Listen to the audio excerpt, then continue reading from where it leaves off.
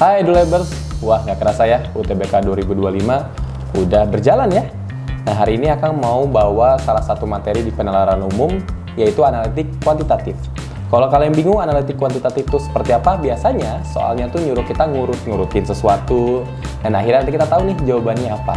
Daripada bingung soalnya seperti apa, yuk kita belajar sekarang dan siapin alat tulis kalian sekarang juga. Kita akan mulai dari nomor 1 untuk pembahasan soal analitik kuantitatif.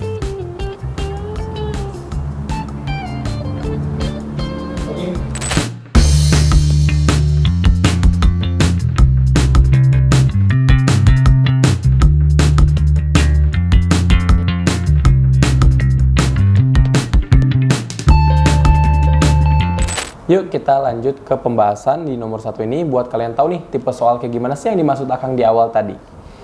Di sini kita lihat katanya, agar nafsu makan membaik, dokter menyarankan multivitamin X untuk diberikan kepada Hasbi.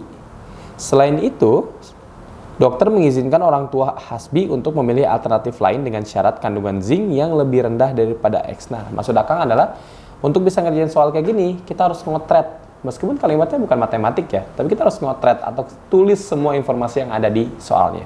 Sebagai contoh, tadi katanya syaratnya yang pertama adalah kandungan zinc di bawah X. Nah, kita harus cari nih, mana aja yang di bawah kandungan zincnya di bawah si X.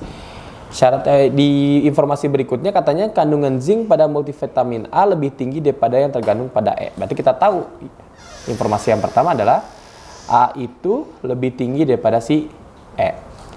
Yang kedua, kita tahu di sini kandungan zinc pada D lebih rendah daripada B.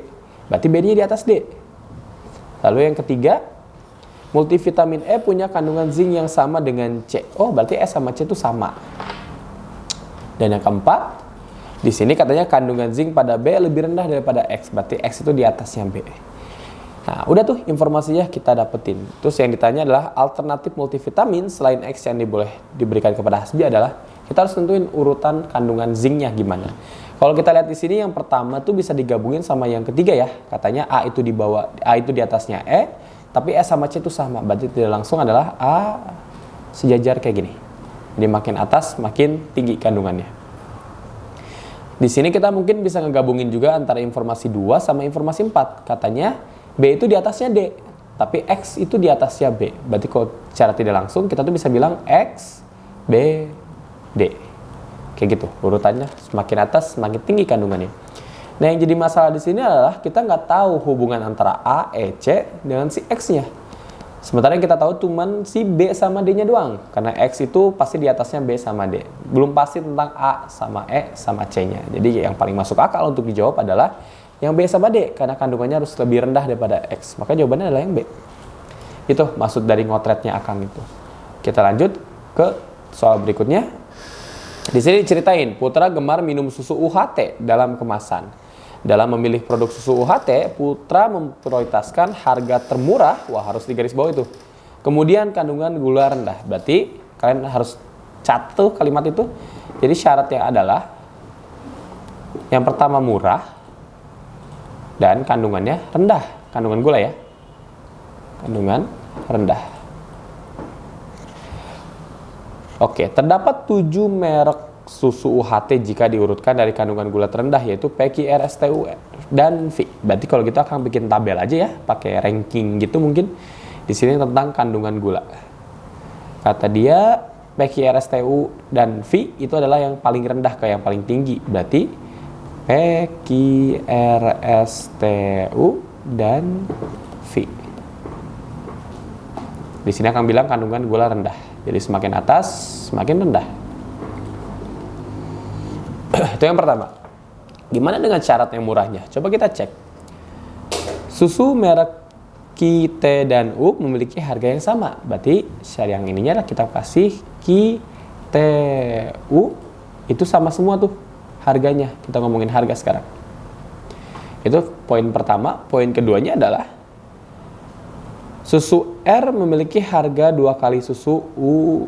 Oke, berarti R itu 2 kali dari U. Berarti dengan secara tidak langsung kita bilang R itu lebih mahal ya daripada si U. Oke, terus kita lanjutin lagi. P dan V memiliki harga yang sama. Oke, tulis dulu. P sama V itu sama.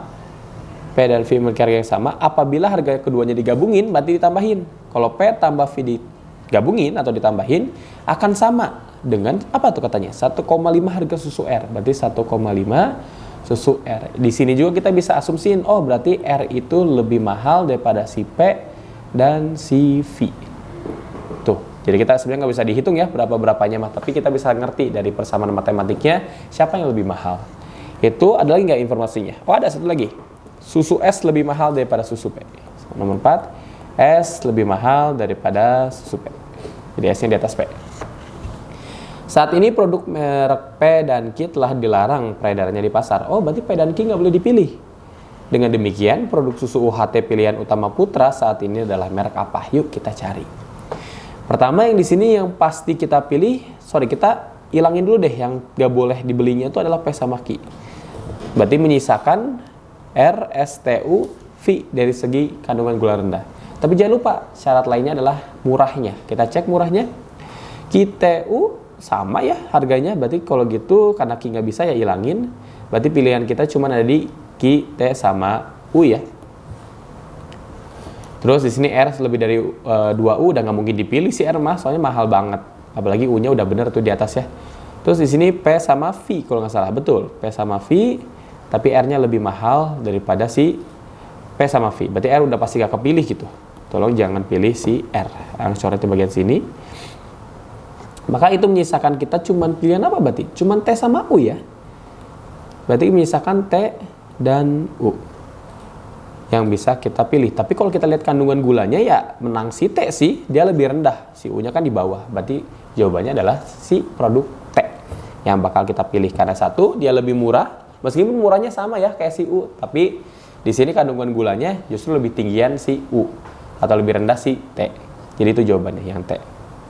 Lanjut soal berikutnya. Nah, di sini diceritain tentang Afgan, Benny, Ciro, dan Neil. Ini saran Akang ya. Kalian bisa inisialin nama-nama ini jadi A, B, C, D. Karena kalau boleh jujur di PU tuh nulis nama tuh makan waktu ya. Jadi lebih baik untuk diinisialin aja. Akan mengikuti turnamen bulu tangkis. Masing-masing orang akan berhadapan sekali dengan ketiga saingannya.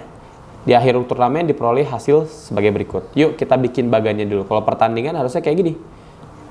Berarti ini ada Afgan, ada Benny, ada Ciro sama Daniel. Mereka bakal ngelawan diri mereka masing-masing. A, ini nggak mungkin lawan ya. Berarti di sini adalah si B, ini C, dan ini adalah yang D.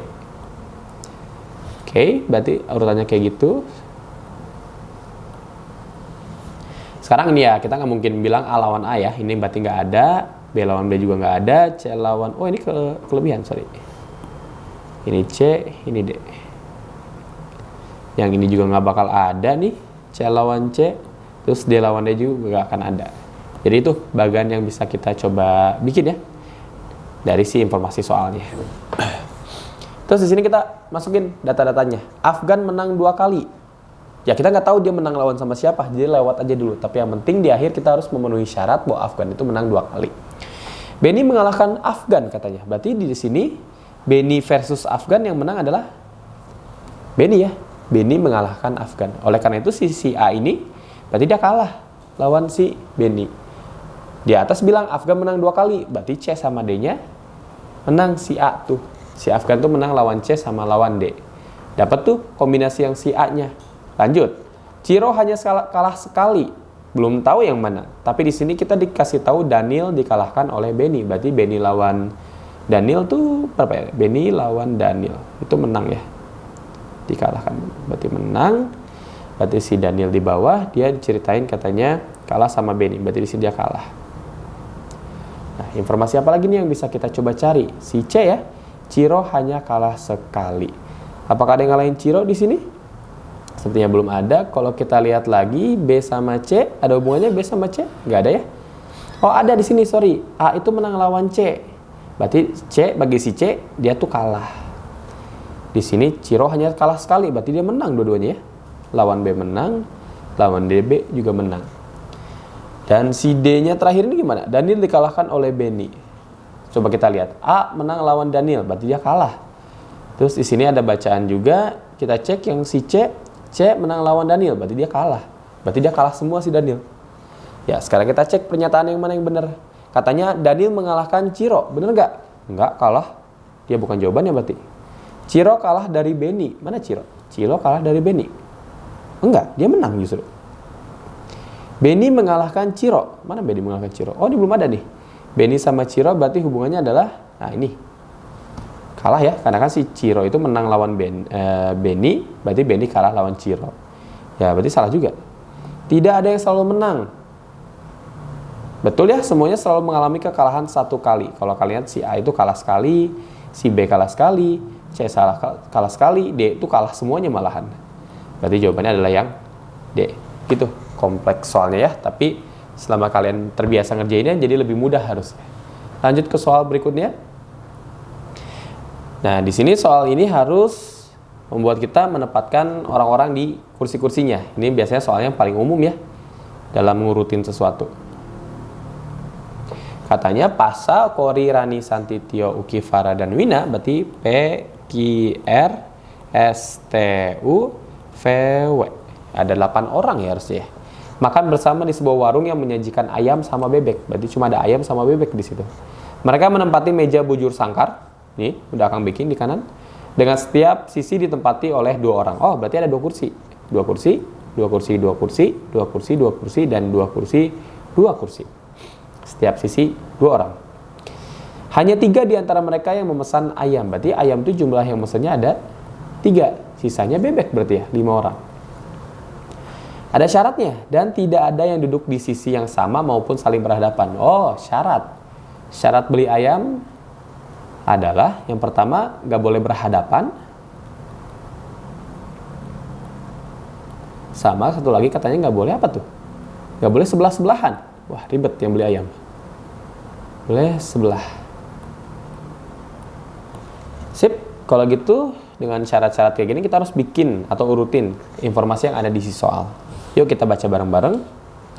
Di sini mana mulai? Nah ini, Pasa memesan ayam. Oke, dan duduk berhadapan dengan Rani. Bebas ya mau di mana, misalkan Pasha di sini let's say.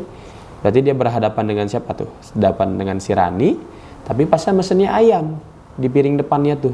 Berarti Rani nggak boleh ayam, berarti dia bebek, berarti kalau kayak gitu. Wina dan Santi memesan makanan yang sama dan duduk di sisi meja yang sama. Kalau gitu dia nggak boleh milih ayam, karena ayam kan nggak boleh saling sebelahan ya. Mau di mana? Sok letakin aja dulu karena kita nggak tahu pastinya di mana. Wina sama Santi boleh di sini. Wina sama Santi. Wina dan Santi memesan makanan yang sama dan duduk di sisi meja yang sama. Udah terpenuhi. Berarti kalau gitu dia bebek harusnya. Bebek sama bebek. Di sini Uki dan Kori memesan makanan yang berbeda meskipun duduk di sisi meja yang sama. Oke, mereka harus sebelah-sebelahan tapi makanannya beda. Uki, Kori. Dan kita nggak tahu sebenarnya yang mesen bebek siapa, yang mesen ayam siapa. Kita tinggalin dulu aja. Pada saat makan, Santi mencicipi makanan teman di hadapannya karena memesan jenis yang berbeda. Itu artinya Santi itu depannya harus beda. Oleh karena itu kalau Santi itu bebek, ya dia ayam berarti. Kan harus beda. Berarti kalau otomatis ini nggak boleh ayam juga, berarti dia bebek. Tio duduk dekat dengan Wina. Mana Tio? Belum ada Tio ya? Tio mana? Nah, berarti Tio di sini. Dekat sama Wina soalnya. Tio duduk dekat dengan Wina, sementara Kori duduk dekat Pasha. Mana Kori? Kori sama Pasha. Oh, ini bener ya? Ini kebalik aja Kori sama Pasha-nya berarti. Berarti Wina sama Esa juga kebalik. Sementara Kori duduk dekat Pasha. Berarti ada yang harus kita revisi di sini. Tio duduk dekat dengan Wina. Mana Tio? Tio dekat dengan Wina udah betul. Di sini Kori duduk dekat dengan Pasha. Mana Kori? Kori duduk dengan Pasha. Pasha P di atas ya. Berarti kalau kita akan ubah urutannya di sini, ini akan merubah semuanya sih sebenarnya. Kita coba urutin ulang lagi aja. Berarti kalau gitu Kori dekat Pasha, terus ada U di sini, terus ada siapa lagi? Di sini ada T, di sini ada W, terus ada lagi kah yang harus kita coba cek? Santi, perasaan Santi tadi mencicipi yang berbeda. Berarti ini Santi. Di sini ada R. Nah, sisanya siapa yang belum ya? P, Q, R, S, T, U, V. V nggak ada aturan ya V itu. Oke, kita tulis V di sini berarti. Berarti 2 orang yang memesan ayam selain Pasha. Berarti Pasha tadi kan ayam. Ini ayam. Terus ini korinya aku bawahin dikit. Kori itu apa tadi ya? Kori itu bebek berarti. Kori itu ayam, maaf. Kori itu ayam. Kan dia nggak sebelahan ya, dan juga nggak saling berhadapan. Jadi boleh disimpan di situ. Yang U itu bebek. Tadi si Santi itu harusnya jadi ayam berarti kalau gitu. Santi ayam. W-nya itu jadi bebek karena nggak boleh. Berarti satu lagi yang bebek tuh R. Nah, antara T sama V nih. Berarti T sama V kan nggak boleh sama ya. Nah, kalau sama melanggar aturan. Berarti antara si T-nya yang pakai ayam. Kalau ayam udah 4 ting. Berarti bebek-bebek. Maka yang memilihnya ayam adalah selain Pasha. Itu ada Kori dan juga siapa nih? Santi. Kori Santi, mana Kori Santi? Oh sorry, kayaknya ada yang salah. Kori dan Santi. Yang milih siapa ya? Milih ayam. Oh ini milih ayam, betul ya? Kori sama Farah. Itu jawaban si nomor 4. Kompleks sekali lagi, banyak yang harus kita pertimbangin. Jadi soal ini tuh sering banget dihindari sama anak-anak. Karena ya pengerjaannya lama dan juga ada beberapa yang ambigu dan segala hal yang bikin waktunya itu cepat berkurang. Tiba-tiba habis aja waktunya, jadi tolong hati-hati untuk soal-soal seperti ini. Segitu dulu ya pembahasan analitik kuantitatif penalaran umum. Memang soal-soalnya tuh susah, banyak waktu yang terkuras gitu ya untuk ngerjain satu soal kayak gini.